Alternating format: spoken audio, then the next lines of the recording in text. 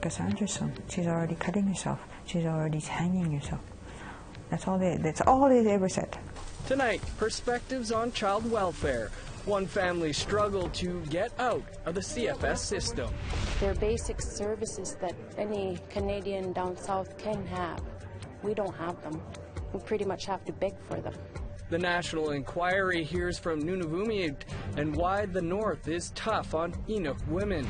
For those that are seeking to find the silver lining in the cloud or to deny that the residential schools were bad, we really got to be honest. Why are we trying to do this?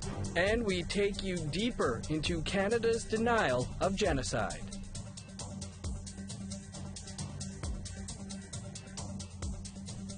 Good evening. Welcome to APTN National News. I'm Dennis Ward. Nunavummiut have gathered in Rankin, Inlet, Nunavut this week for the inquiry into missing and murdered Indigenous women and girls. This hearing is the only one scheduled for Nunavut. The commissioners have been asked to hold more. APTN's Tamara Pimentel is in Rankin Inlet and joins us now. I'm here in Rankin Inlet outside the Inuk Tarvik Center where the inquiry into missing and murdered Indigenous women are taking place. Rankin Inlet is the first community in Nunavut to hold the inquiry, and on the first day the room was packed. All slots for families to speak have been filled. About 20 families are expected to testify this week. Laura McKenzie was first to testify. She initiated the invitation for the inquiry to visit Rankin Inlet. McKenzie spoke about her late aunt, Betsy Kellisirk, who committed suicide 20 years ago at the age of 29 in Yellowknife. She blames her aunt's husband for her death, saying he watched and could have stopped her, but he didn't. He was charged for second-degree murder, but was found guilty of criminal negligence causing death. She says Inuit women in northern communities need more support. Isolation and not enough proper support systems, whereas down south you have the YWCAs. I know we have the safe shelter kind of thing. And then parenting skills and psychologists. You have those amenities. They're basic services that any Canadian down south can have. We don't have them. We pretty much have to beg for them. This morning, the commissioners were asked to visit more communities in Nunavut, and the hearings in Rankin Inlet will continue until February 22nd. Tamara Pimentel, APTN National News, Rankin Inlet. And we would like to hear what you have to say about this or any other story. Here's how to contact us. Send an email to news@aptn.ca, like our APTN National News Facebook page. Follow us on Twitter @APTN News, or go to our website, aptnnews.ca. Raymond Cormier's defense lawyers made closing arguments to the jury today. Cormier is on trial for the death of Tina Fontaine, a 15-year-old Anishinaabe youth. Her body was recovered from Winnipeg's Red River in August 2014. John Murray has more. Today was closing arguments in the trial of Raymond Cormier, the man accused of killing Tina Fontaine. This morning, the Crown made the assertion that this case was largely based on circumstantial evidence and largely hinged on the testimony of witnesses and on what were called intercepts, the recordings made by undercover police officers following the initial arrest of Raymond Cormier. The defense spent the afternoon casting doubt onto the testimony of these witnesses and onto the intercept recordings. Now it's going to be left in the hands of the jury. Tomorrow morning, the judge will deliver his charge to the jury, after which they will go in and deliberate on the guilt or innocence of Raymond Cormier. John Murray, APTN News, Winnipeg. We start this week with our series on families and the child welfare system.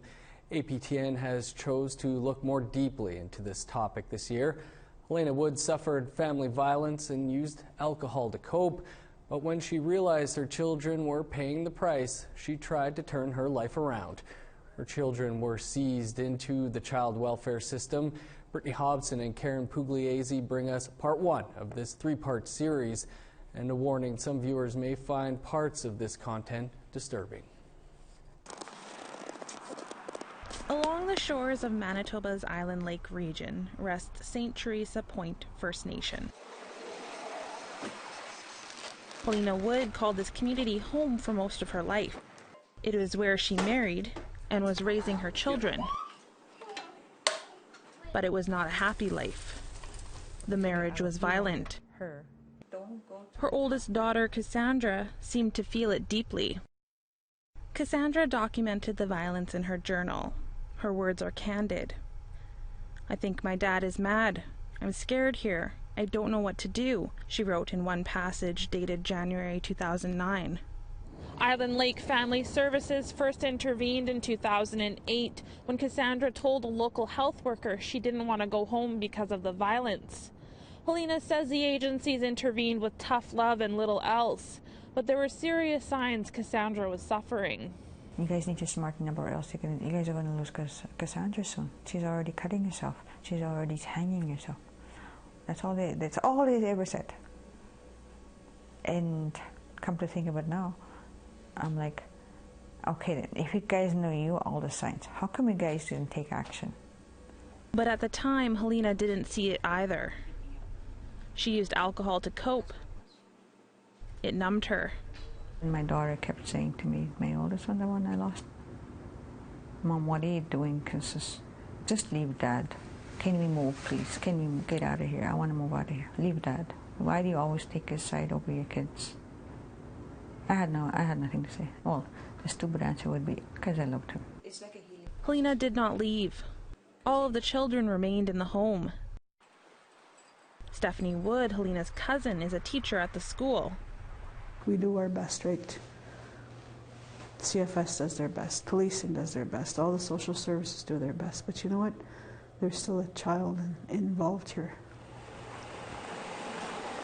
On February 26, 2010, Wood's 15-year-old daughter, Cassandra, died by suicide.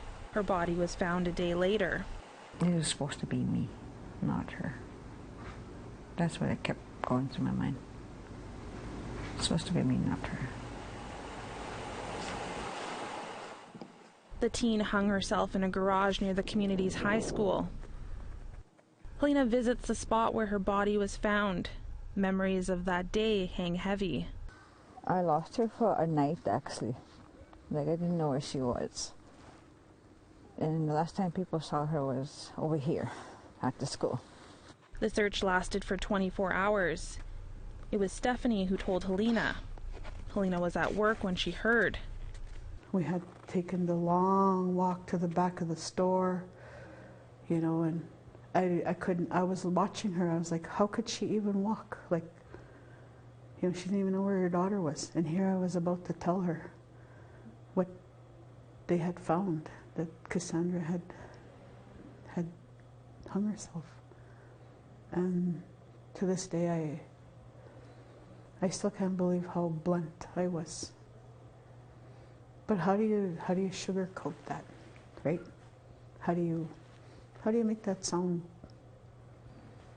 How do you make that sound okay? So. Helena believes it was the violent and unhappy home that led to the death. Her second eldest daughter, Jewel, began to harm herself a month after Cassandra's death. That woke Helena up. 6 months later, she fled to Winnipeg with her kids and a few belongings. She settled in nearby Steinbach. Away from the abuse, Helena thought she saw an end in sight, but a new fight was just beginning. She was still drinking to cope. Even that I left here, there was a psycho followed me out there. Even though I went out there to find more resources, and I did, but they turned it on me. So there was another cycle there. The kids began to act out. Helena looked for mental health resources for her kids to help them cope with the loss of their sister. And she looked for counseling for herself to help with her addictions. She was met with silence. CFS apprehended Jewel and Austin, her oldest son, because of the drinking. Helena wrote 3 letters to CFS asking for help. In one, she wrote, "I feel like I've been mistreated and victimized by the system again, and yet that was the whole point I came down here, to get the proper help I need for me and my children. Instead, I just got ignored and being misunderstood." She She was finally told if she got clean, the kids would be returned. That's when I said, okay, I'm going to quit drinking. Now I finally got what I wanted. And I'm like, okay, I'm going to show you. Yeah. I'm going to show you who you've been fighting with.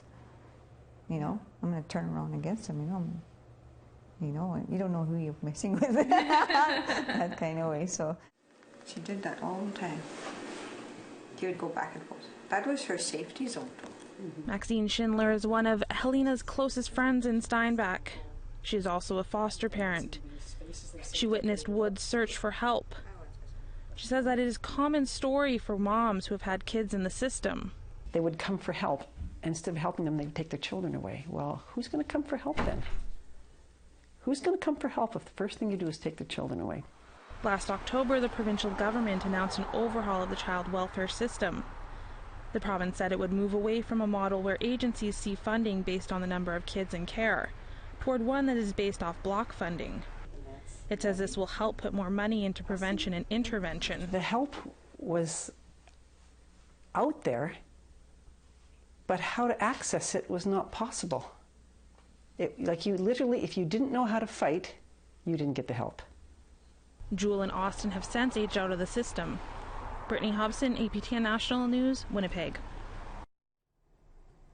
Just one of the many heartbreaking stories from the child welfare system, and we'll continue our Perspectives series on the CFS tomorrow night. Time for a quick break, and then we'll take a deeper look at what happens when public figures make their own racist views known.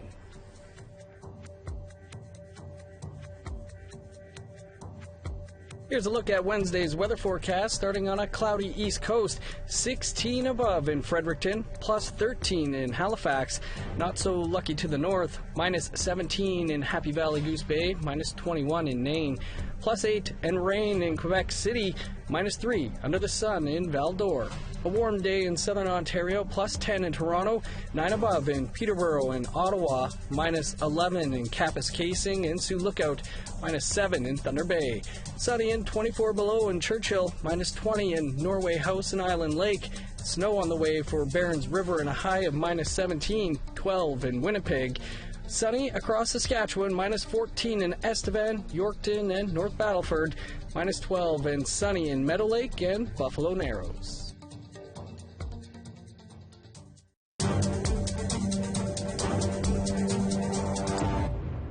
Welcome back. Racism underpins much of the local and systemic violence against Indigenous peoples in Canada. But what happens when public figures make their own racist views known? Some people say recent events reveal an important phenomenon hampering reconciliation. Here's APTN's Justin Brake. Social media has put anti-Indigenous racism on full display, including the widespread belief that efforts to assimilate Indigenous peoples are either a thing of the past or someone else's problem. These stories are far overshadowed by tragic accounts of the emotional, physical, and sexual abuse and neglect of helpless children.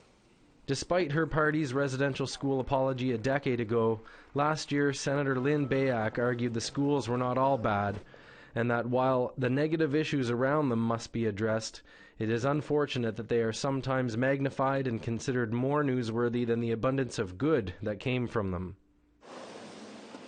Ryan Moran, director of the National Centre for Truth and Reconciliation, says one of the holdups for reconciliation in Canada is some people's unwillingness or inability to understand the truth. And we have to be very honest with ourselves, and we have to, as a country, drop the natural defense mechanisms that we have, which is denialism, head-in-the-sand-ism, rejectionism, and disbelief that we are, in fact, telling the truth, and that this truth has been unequivocally proven. Moran says while the Truth and Reconciliation Commission report highlights some residential school survivors' warm memories, those accounts should never be used to downplay Canada's efforts to assimilate Indigenous peoples. Yes, it is nuanced, but again, the big story is of a system that was forcibly trying to convert Indigenous people and children into something that they were not. Last Thursday, Cree Senator Mary Jane McCallum issued an open letter to BAYAC saying no amount of good memories can override the negative experiences I've gone through in the past 60 years due to the teachings of residential school. In January, this poster appeared on bulletin boards at the University of New Brunswick's Fredericton campus, urging people to reject the anti-white narrative being pushed in media and academia, and to stop the slander of the founding Europeans of Canada. It also argued that overwhelmingly Native Americans are beneficiaries and not victims of the society built by Europeans. I think there's blame on both sides. Like the so-called Trump effect in the United States, some say BAYAC's comments opened up space for others who hold racist views, like the ones expressed in the UNB poster. When leading public figures are making these kinds of statements, then people who already hold these views feel empowered to make these statements. So they were found about 11 a.m. Matthew Sears is an associate professor of classics and ancient history at UNB. One of the posters was found outside his office. Like BAYAC, the posters claim there was some good in residential schools. Trying to say that there are two sides, or it wasn't deliberate cultural genocide, or there are good stories to come out of these, is, to my mind, intellectually the same as Holocaust denial. Sears shared the poster on Twitter, calling it white supremacist. He also said the consequences of marginalizing Indigenous peoples in the name of free speech hurt real people. Let's all stand against this cowardice and bigotry and call out everyone enabling it. Sears says one of the people enabling it is Dr. Rick Mehta, an associate professor of psychology at Acadia University. The key issue is was the output that came from the Truth and Reconciliation Commission truly representative of what actually happened in that chapter of our history? In January, Mehta publicly supported BAYAC, tweeting at Conservative leader Andrew Scheer, "You claim to support free speech, yet you remove Senator BAYAC from your caucus. Where is the evidence of racism?" But in the days and weeks that followed, on social media, Mehta's arguments moved beyond supporting free speech. He said the TRC was based on a biased process that didn't take all views into account, and that it was designed to create a victim narrative that could then be used as a basis for endless apologies and compensation. The TRC documented at least 6,000 children who died while attending residential school, from malnutrition, physical and sexual abuse, and disease. But Mehta questions whether the roughly 150,000 children who attended the schools were treated any differently. In terms of the abuse, I mean, the norms at that time were very different, so I'd want to see what the comparisons were in terms of the non-First Nation students. So how were they treated? We had nothing to do with those atrocities that were done in the past, and so I don't think any of us want to take blame or made to feel guilty. Sears thinks differently and says the posters found on his campus and public comments from people like Mehta are the perfect opportunity to identify racism and denialism and to educate Canadians about the true history of Canada. Having sort of privilege and having systemic and institutional disparities pointed out, people don't like that. It's an uncomfortable feeling. Many have challenged Mehta's claims online, but Mehta has muted most of them so that he can't see their arguments. One of those people was Cindy Blackstock, who asked Mehta to back up his claims with peer-reviewed academic research. When you simply mute out the world that doesn't agree with you, then that's not free speech. You can't say that you're open to free speech while you're pressing the mute button on everyone who disagrees with you. That's not my view of free speech anyway.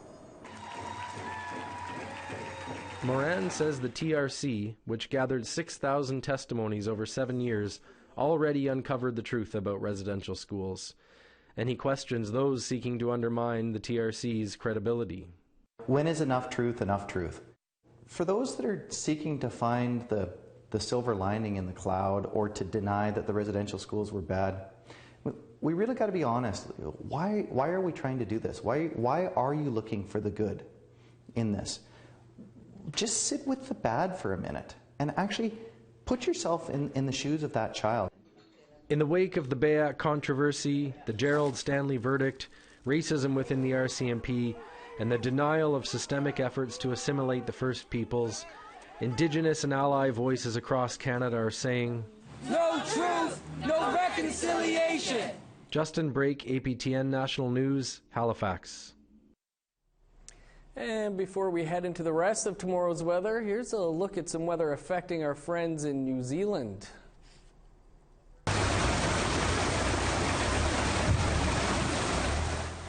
Thousands of people have no power and states of emergency have been declared in New Zealand. This after the South Island was pounded by ex-tropical cyclone Gita.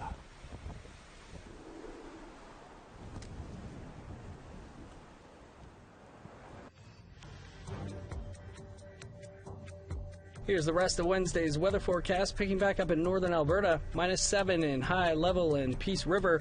-10 under the sun in Medicine Hat and Lethbridge. -7 in Edmonton. A little warmer on the west coast. 2 above in Victoria, Campbell River and Bella Coola. Sunny and +4 in Prince Rupert. +6 in Sandspit. A mild day across Yukon, snow and -5 in Rock River, -4 in Whitehorse. Not a bad day in parts of NWT, -4 under the sun in Fort Liard, Trout Lake and Fort Simpson. Snow and -12 in Paulatuck, -5 in Inuvik. No warm-up for Nunavummiut, -38 in Baker Lake, -36 in Chesterfield, -39 on Wednesday in Tallyoak and Joe Haven.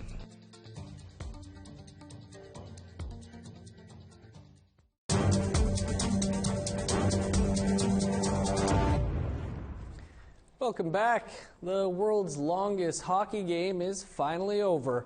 A full 251 hours after the players first took to the ice outside Edmonton.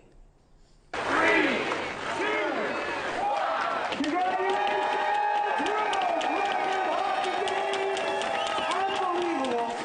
40 people took part in the event that began on an outdoor rink in Sherwood Park on February 9th. But even making it into the record book wasn't enough for these hardy players, who stayed on the ice for another hour. The event was also a fundraiser for the Alberta Cancer Foundation. Looks like a lot of fun. That's your APTN National News for this Tuesday. For news anytime, including much more from the National Inquiry in Rankin Inlet, visit our website, aptnnews.ca.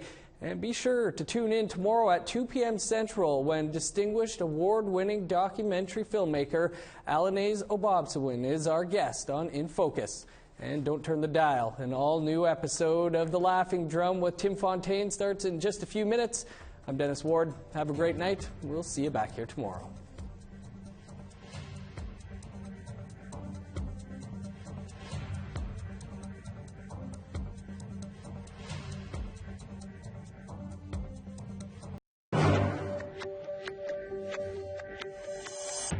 Cassandra's son. She's already cutting herself. She's already hanging herself. That's all they ever said. Tonight, perspectives on child welfare. One family struggled to get out of the CFS system. They're basic services that any Canadian down south can have. We don't have them. We pretty much have to beg for them. The National Inquiry hears from Nunavummiut and why the North is tough on Inuk women. For those that are seeking to find the silver lining in the cloud or to deny that the residential schools were bad, we really got to be honest. Why are we trying to do this? And we take you